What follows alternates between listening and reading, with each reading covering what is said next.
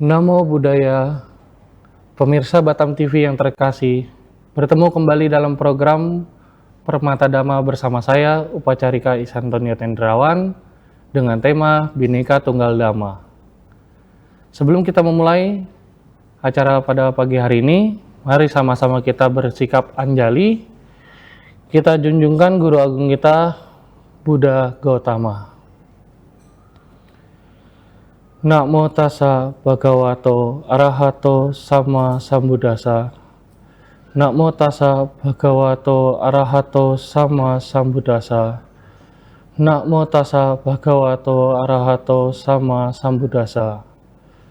Persujudan kepada beliau yang berberkah, yang maha suci, yang telah mencapai penerangan sempurna oleh diri sendiri. Persujudan kepada beliau yang berberkah, yang maha suci, yang telah mencapai penerangan sempurna oleh diri sendiri. Persujudan kepada beliau yang berberkah, yang maha suci, yang telah mencapai penerangan sempurna oleh diri sendiri. Sabba papasa akaranang kusalasa upasampadang sacita pariyodapanang eta buddha nusasanang. Hindarilah segala perbuatan jahat, tambahkanlah banyak kebajikan, sucikan hati dan pikiran. Inilah ajaran semua Buddha. Ya, baik. Sebelum kita mulai, pada pagi hari ini kita akan membahas sebuah tema dengan judul Bhinneka Tunggal Dhamma, di mana Bapak Ibu, para pendengar, para pemirsa Batam TV, kita sebagai umat Buddha harus tahu bahwa di dalam agama Buddha itu sendiri banyak sekali aliran, banyak sekali sekte yang berbeda. Tetapi walaupun berbeda, tetap memiliki satu tujuan, karena kita sebagai umat Buddha, tujuan utama kita adalah mencapai Nibbana. Nah, pada kesempatan hari ini, para pendengar, kita akan bersama-sama belajar bahwa di dalam Bhinneka Tunggal Dhamma ini, kita harusnya bisa bersatu di dalam Dhamma dari Guru Agung kita sendiri, atau ajaran Guru Agung kita Sang Buddha. Nah, di Indonesia sendiri, itu banyak sekali aliran yang ada di dalam agama Buddha. Mulai dari Theravada, Mahayana, Tantrayana, Buddhayana, Tridharma, dan masih banyak yang lain.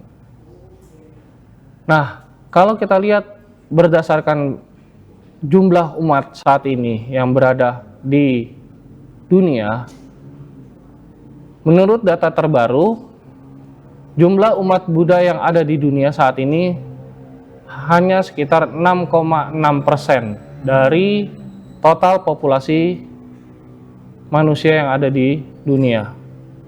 Nah, pusatnya kalau dari agama Buddha itu sendiri berada di mana? Berada di India.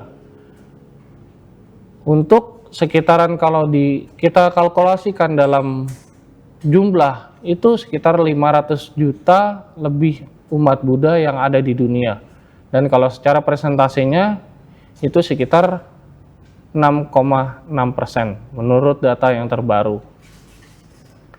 Nah, ada menurut salah satu, mungkin kita bilang sebuah institut di luar sana yang mengatakan, ini menurut prediksi. Jadi ada prediksi yang mengatakan bahwa ajaran agama Buddha itu berlangsung 5.000 tahun. Nah, ini diprediksi oleh salah satu institut di luar sana. Saya ambil dari Islam Growing Fast Test, di mana dikatakan bahwa ada beberapa agama-agama yang akan berkembang pesat. Nah, selain agama-agama yang berkembang pesat, ada juga agama yang akan hilang. Nah, salah satunya yang kita saat ini pegang yaitu agama Buddha, di mana menurut institut tersebut, ini diprediksinya di tahun 2050 agama Buddha kita akan minus 0,3%. Nah, Kenapa bisa seperti itu? Kalau kita ambil dari ajaran Guru Agung kita Sang Buddha, beliau mengatakan dalam Dhammapada Syair 277, dikatakan sabe sankara anicati yada panyana pasati ata nibidati duke esa mago wisudia, di mana segala sesuatu yang berkondisi tidak kekal adanya. Apabila dengan kebijaksanaan orang dapat melihat hal ini, maka ia akan merasa jemu dengan penderitaan. Inilah jalan yang membawa pada kesucian. Nah, kita bisa lihat para pendengar pemirsa Batam TV yang saat ini mungkin sedang melihat tema pada pagi hari ini, bahwa kita lihat agama Buddha kita ini sedang terpecahnya ke dalam beberapa aliran. Nah, banyak sekali aliran-aliran yang masih berpegang teguh pada egonya masing-masing.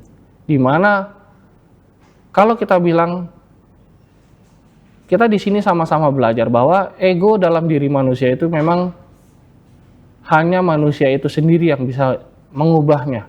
Nah, kita sebagai umat Buddha harusnya jangan menentang dari umat aliran yang lain. Karena apa? Karena bisa kita katakan bahwa yang tadi, bahwa di dunia ini, di dunia saja itu hanya 6,6% presentasi jumlah umat kita. Nah, bagaimana nanti di Indonesia? Di Indonesia sendiri, yang data terbaru yang saya dapatkan, itu tidak sampai 1%. Tidak sampai 1% jumlah umat yang ada di Indonesia. Nah, kita lihat lagi, kalau tadi di dunia itu hanya 6,6% jumlah umat Buddhanya. Kalau kita lihat di Indonesia itu di tahun 2000 itu hanya 1,6 juta jumlah umatnya. Secara presentasinya itu di angka 0,8 sekian persen. Nah, 10 tahun kemudian di tahun 2010, jumlah umat Buddha di Indonesia itu mengalami peningkatan dari 1,6 menjadi 1,7. Tetapi secara presentasi mengalami penurunan. Penurunannya dari 0,8 sekian persen menjadi 0,7 sekian persen. Nah, kenapa bisa seperti itu, Bapak Ibu dan para pemirsa Batam TV yang terkasih? Di mana masih banyak perbedaan-perbedaan yang membuat kita semua seperti tersekat, seperti menjadi terkotak-kotak antara aliran satu dengan aliran yang lain. Sedangkan dalam ajaran agama Buddha sendiri, dari awal tidak pernah ada yang namanya aliran A, aliran B, aliran C, tidak ada. Semuanya tetap satu dan semuanya juga terpaku dalam satu tujuan yang sama. Tujuan umat Buddha yang sama, yaitu apa? Mencapai Nibbana. Tetapi kenapa dari periode 2000 ke periode 2010 jumlah umat kita bertambah, tetapi kenapa presentasinya malah turun dari 0,8 sekian menjadi 0,7. Dan di 2024 kemarin, data yang terbaru yang saya dapat, jumlahnya bertambah lagi umat Buddha yang ada di Indonesia. Menjadi 2 juta jiwa. 2 juta lebih. Tetapi presentasinya tidak mengalami peningkatan. Masih tetap di 0,7 sekian. Kenapa bisa seperti ini? Karena kalau kita kembali lagi ke peta dunia, kita kembali lagi ke ajaran Buddha kita di India, bahwa pada saat Sang Buddha masih hidup, beliau membabarkan Dhamma kepada 5 orang pertapa. Nah, dari sini beliau meminta kepada murid-muridnya untuk menyebarkan ajaran agama Buddha ke seluruh dunia tanpa terkecuali. Nah, kita lihat kalau dari petanya. Agama Buddha ini berada di India. Nah, dulu sebelum kita mengenal sekarang yang banyak sekali aliran, itu hanya ada 2 aliran yang besar, di mana yang 2 aliran besar ini yang kita kenal. Yang pertama adalah Mahasanggika atau yang kita kenal sekarang dengan sebutan Mahayana. Dan satu lagi yaitu Stawirawada, ya, atau kita kenal sekarang menjadi Theravada. Dulu hanya ada 2 aliran besar ini yang ada di dunia. Karena ini permintaan dari Guru Agung kita untuk menyebarkan ajaran Dhamma ini ke seluruh dunia. Nah, seiring berjalannya waktu, banyak sekali aliran-aliran yang bermunculan. Nah, kita lihat di dataran Tiongkok atau China sana, itu ada selain Mahayana ada juga Tridharma. Tridharma ini dia menghormati kepada 3 sosok, yaitu Buddha, Lao Tzu, dan Konghucu, ya. Nah, ini adalah aliran Tridharma. Ini juga berasal dari dataran Tiongkok. Nah, ajaran agama Buddha juga masuk ke dataran Tibet dan membentuk sebuah aliran di sana, yaitu aliran Tantrayana, di mana aliran ini mungkin juga ada di Indonesia, tapi tidak sebanyak Mahayana maupun Theravada. Dan juga masih banyak yang lain. Ada Budayana juga, ada Tantrayana, ada juga Tridharma, ada juga sekarang Buddha Jepang, Kasogatan. Nah, ajaran agama Buddha sempat masuk ke kawasan Timur Tengah. Tapi sampai saat ini saya juga masih belum bisa menemukan, saya juga masih belum bisa memastikan di sana ajaran agama Buddha tiba-tiba hilang, dan masih belum ketemu jawabannya sampai saat ini kenapa bisa hilang. Nah, kalau di Indonesia itu di kawasan Thailand, di kawasan Myanmar, Kamboja, itu alirannya adalah kebanyakan Theravada. Sebenarnya masalah kenapa perkembangan umat Buddha ini lambat, tidak cepat, tidak secepat agama-agama yang lain. Seperti yang tadi, mungkin agama yang lain tadi dikatakan dalam institut di Islam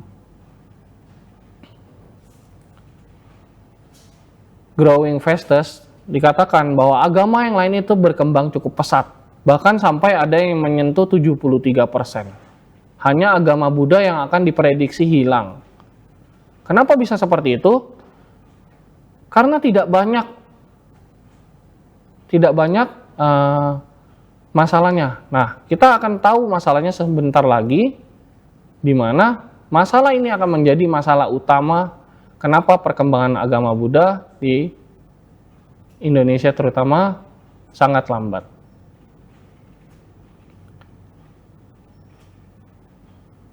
Kita lihat dalam Yamaka Waga 11, dikatakan mereka yang menganggap ketidakbenaran sebagai kebenaran dan ketidakbenaran sebagai kebenaran dan kebenaran sebagai ketidakbenaran, maka mereka yang mempunyai pikiran keliru seperti itu tak akan pernah dapat menyelami yang namanya kebenaran.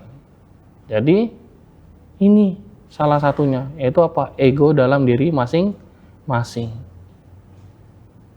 Tidak banyak Bapak Ibu dan para pemirsa Batam TV yang terkasih, permasalahan umat Buddha itu tidak banyak, hanya dari ego diri masing-masing.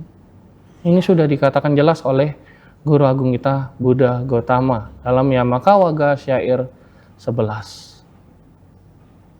Jadi menganggap ketidakbenaran sebagai kebenaran dan kebenaran sebagai ketidakbenaran. Jadi menganggap yang salah menjadi benar dan benar menjadi salah. Pemirsa Batam TV, tetaplah bersama kami dalam program Permata Dhamma. Kami akan kembali sesaat lagi.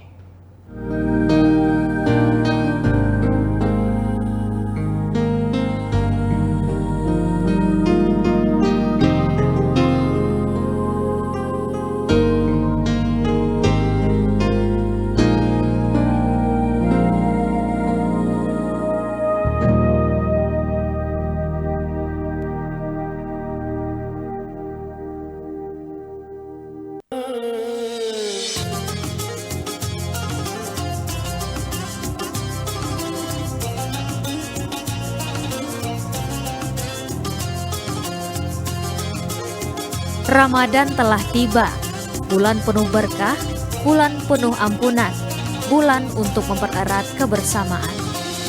Jadikan momen Ramadan lebih bermakna dengan menyampaikan ucapan spesial kepada keluarga, sahabat, dan rekan kerja. Indahnya Ramadan bersama Batam TV.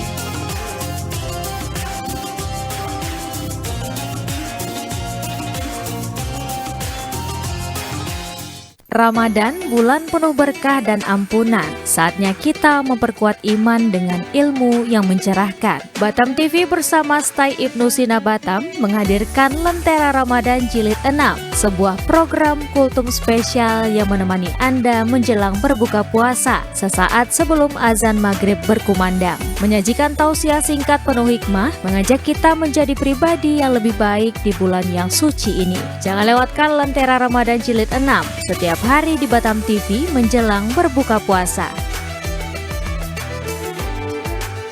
Lentera Ramadan, cahaya ilmu, terangi iman.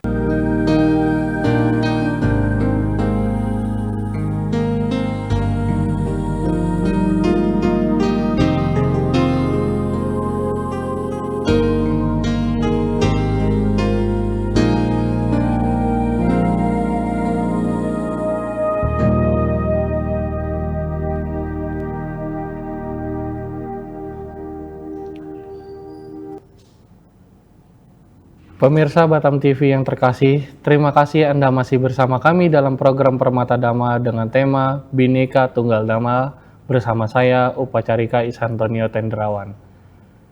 Kita akan lanjut lagi setelah tadi kita bahas tentang Yamaka Waga Syair 11 yang dikatakan oleh Guru Agung kita, Sang Buddha, yang mengatakan bahwa salah menjadi benar dan benar menjadi salah, bahwa di mana umat Buddha kita saat ini, kalau diumpamakan seperti sebuah kue, kita adalah potongan yang terkecil, di mana potongan yang terbesar adalah mayoritas dari agama lain.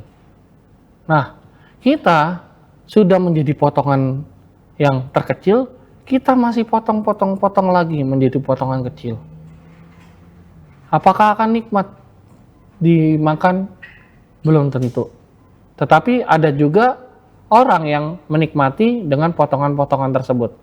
Nah, ini akan menjadi masalah yang cukup besar, di mana masalah ini kalau dipertahankan terus akan menjadi kehancuran untuk ajaran agama Buddha itu sendiri.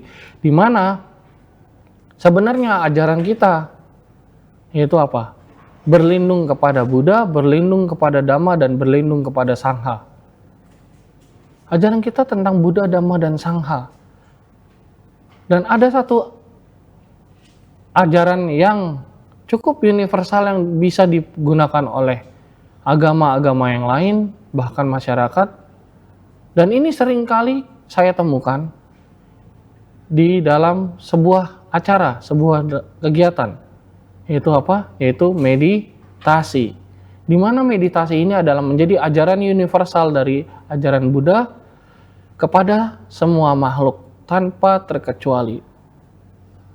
Seperti yang saya pernah temukan di sebuah kegiatan, terutama kegiatan perayaan-perayaan besar, bahkan seperti kegiatan Hari Raya Waisak, salah satunya, di mana saya pernah melihat ada dari umat agama lain yang mengikuti proses meditasi. Apakah salah? Tidak, karena ajaran meditasi dari ajaran Buddha ini adalah ajaran yang universal. Di mana kalau kita lihat aliran-aliran agama Buddha yang ada di Indonesia, baik itu Theravada, Mahayana, Tantrayana, Tridharma, dan masih banyak yang lain, kita umpamakan aliran-aliran agama Buddha ini seperti sebuah bendera Buddhis yang memiliki 5 warna, di mana setiap warna masing-masing itu kalau mereka bisa berbicara, mereka akan bilang bahwa warna mereka adalah warna paling bagus, sedangkan warna yang lain kurang. Tetapi mereka berpikir bahwa daripada seperti ini, lebih baik alangkah indahnya kalau kita bersatu. Sehingga mereka sepakat bahwa yuk sama-sama kita bersatu menjadi satu kesatuan, sehingga terbentuklah sebuah bendera Buddhis yang indah warnanya. Saat ini kita lihat. Jadi, Bapak Ibu dan para pemirsa Batam TV yang terkasih, jangan jadikan sebuah aliran dalam agama Buddha itu menjadi sebuah perbedaan, tetapi jadikan itu sebagai satu persamaan, di mana memang secara ajaran, secara pengajaran memang berbeda dari aliran Mahayana ke aliran Theravada, baik itu juga Ketantrayana dan juga Tridharma. Masing-masing memiliki ajaran, masing-masing memiliki pemahamannya sendiri, masing-masing memiliki jalurnya sendiri. Tetapi tujuan akhirnya tetap satu, yaitu mencapai Nibbana.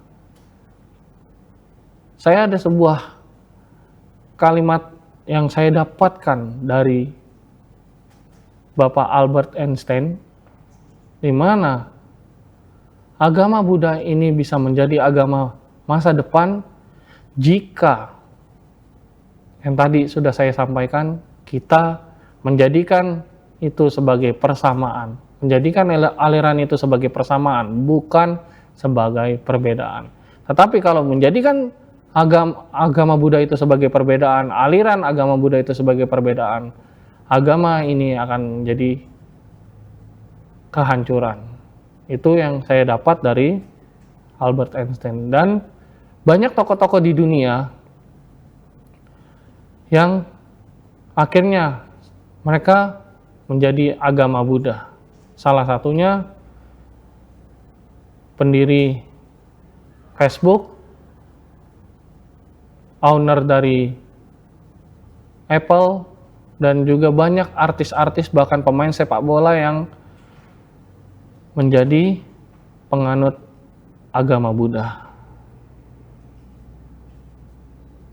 Sebenarnya kalau saya ingin tanyakan ke Bapak Ibu dan para pemirsa Batam TV, bangga gak kita sebagai umat Buddha yang memiliki banyak sekali aliran, banyak sekali perbedaan, tetapi bukan perbedaan dalam hal tujuan, tetapi kita berbeda karena kita ini seperti bendera Buddhis yang banyak sekali warna. Harusnya kita bangga menjadi umat Buddha. Karena saya pernah melihat sebuah kegiatan di Jakarta, itu ada di tahun 2015, ada sekelompok anak muda membuat kegiatan dengan judul Tribute to Buddha Legacy. Ini diprakarsai oleh pemuda Theravada saat itu di Wihara Theravada Buddha Sasana Jakarta, dan mereka mengajak seluruh umat Buddha, terutama anak muda dari berbagai aliran, untuk ikut join di kegiatan ini. Apakah dari aliran lain menolak? Jawabannya tidak. Mereka datang karena apa? Karena inilah umat Buddha. Inilah jati diri kita sebagai umat Buddha, di mana umat Buddha ini harusnya bersatu, bukan terpecah-pecah, bukan terkotak-kotak. Sebelum saya tutup, pada kesempatan pagi hari ini, di mana saya menyimpulkan tema kita dengan judul Bhinneka Tunggal Dhamma ini, bahwa kita ini tujuannya sudah sama. Kita ini jalannya memang masing-masing, tapi tujuannya sama. Sudah saatnya Bapak Ibu dan para pemirsa Batam TV, dimanapun Anda berada, mari kita bersama-sama bersatu untuk tujuan mulia kita sebagai umat Buddha, yaitu mencapai Nibbana. Dan sebelum saya akhiri, mari sama-sama kita beranjali dan kita melakukan pelimpahan jasa kepada Buddha, Dhamma, dan Sangha. Semoga apa yang kita terima pada pagi hari ini dapat menjadi pengetahuan, dapat menjadi sebuah awal yang baru untuk ajaran Buddha, agar ajaran agama Buddha ini tetap lestari, tetap bertahan, bahkan melebihi prediksi yang dikatakan 5.000 tahun yang lalu. Kita akan melakukan pelimpahan jasa. Silakan Bapak Ibu dan para pemirsa Batam TV beranjali. Kita akan melakukan pelimpahan jasa. Bawatu sabah manggalang rakantu sabah dewata sabah Buddha nubawena sada soti bawantu te.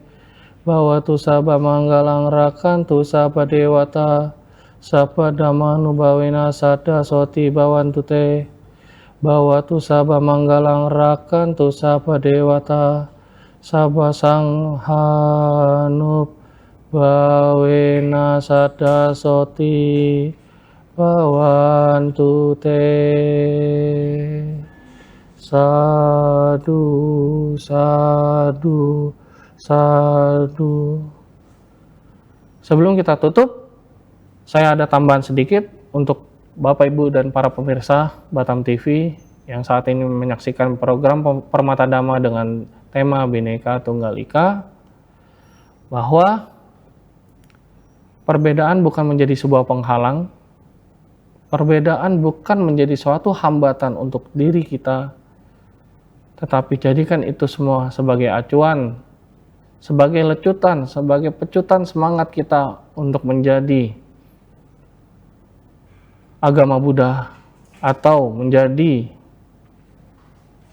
agama Buddha yang memiliki tujuan yang sama, yaitu mencapai Nibbana. Terima kasih atas kebersamaan pemirsa Batam TV dalam program Permata Dhamma. Saya Upacarika Ihsan Tonio Tendrawan pamit undur diri. Mohon maaf jika ada kesalahan dan tutur kata yang kurang berkenan selama saya menyampaikan materi tentang Bhinneka Tunggal Dhamma ini. Namo Buddhaya, semoga semua makhluk hidup berbahagia. Sadu, sadu, sadu.